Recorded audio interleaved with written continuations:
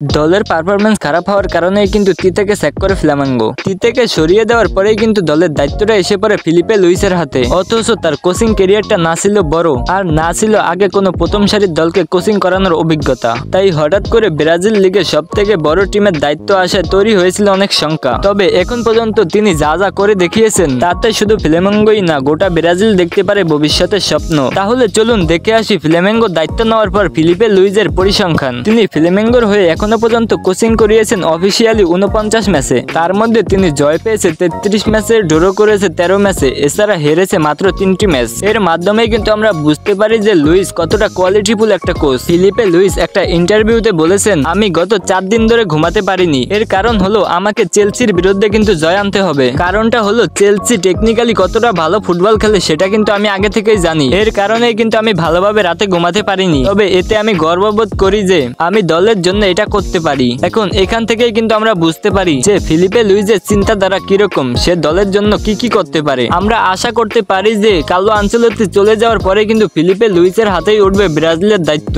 আপনারা কি মনে করেন অবশ্যই কমেন্টে জানাবেন যে ফিলিপে লুইস কি পারবে তার এই ধারাটা ধরে রাখতে। অন্যদিকে কিন্তু কার্লো আনচেলত্তি 2026 বিশ্বকাপের জন্য যা যা করা দরকার তা সবকিছুই করতেছে। আশা করা যায় যে সে পরবর্তীতে ব্যালেন্স একটি দল ঘোষণা করবে এবং এটাই 2026 বিশ্বকাপের জন্য ফাইনাল স্কোর হতে পারে। কারণ এখন বর্তমান সময়ের উপর ভিত্তি করে কার্লো আনচেলত্তি দরিবাল জুনিয়রের মতন বারবার স্কোর পরিবর্তন করবে না। তবে 2-1টা প্লেয়ার অবশ্যই পরিবর্তন হবে। আপনারা আশায় থাকতে পারেন কার্লো আনচেলত্তিকে নিয়ে যে ভালো একটি দল ঘোষণা করবে। সাথে সাথে ব্রাজিল কিন্তু আগের ভয়ঙ্কর রূপেও ফিরে আসবে, যে রূপ দেখেই কিন্তু আপনি ব্রাজিলকে সাপোর্ট করা শুরু করেছেন। তো আশা করি কেউ হতাশ হবেন না। আর ভিডিওটি ভালো লাগলে অবশ্যই সকলে সাবস্ক্রাইব করে দিবেন। কারণ হচ্ছে আমাদের এই চ্যানেলটা কিন্তু একেবারেই নতুন, তাই কিন্তু সকলে সাবস্ক্রাইব করে গোল বলের সাথেই থাকবেন।